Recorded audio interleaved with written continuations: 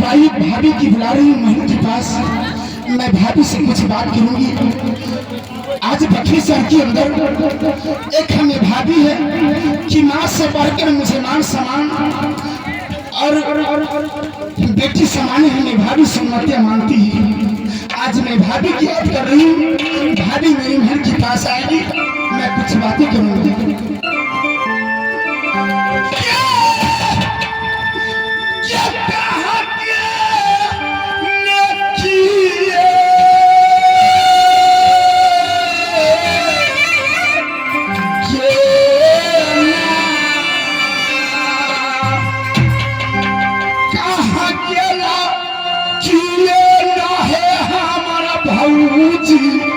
सती सोनमा पिया आज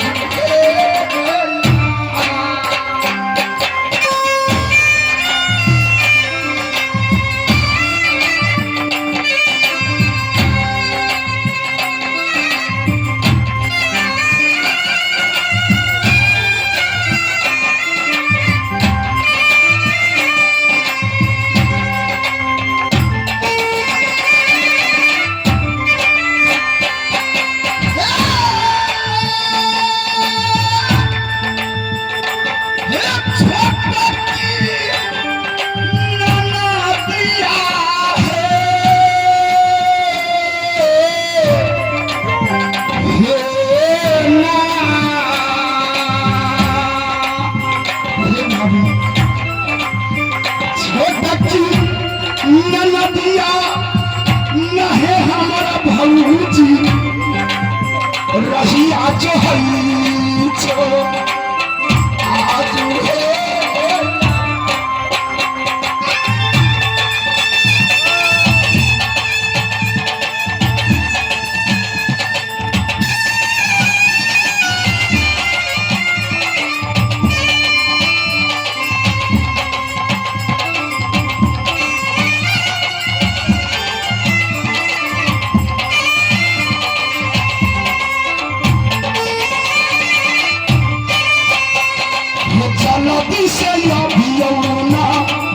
चलती से यौना है हमार भौजी रंग महारा में आज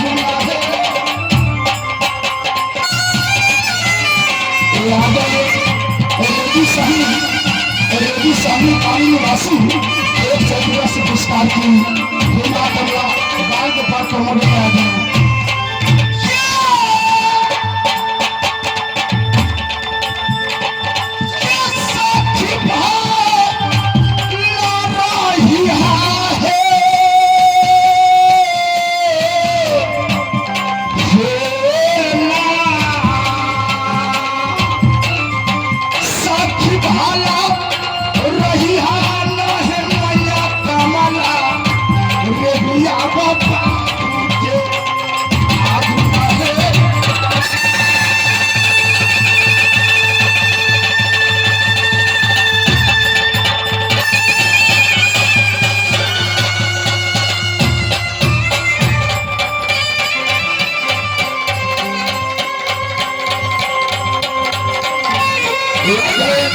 श्याम सही काली निवासी श्याम सही काली निवासी 150 से पुरस्कार की बात के साथ यहाँ पे पाया गया।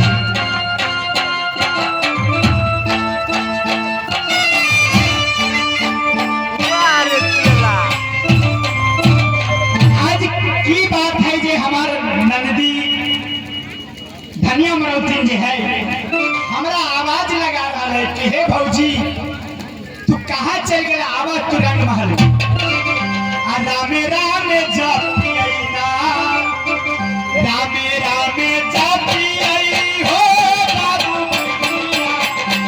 जी के आज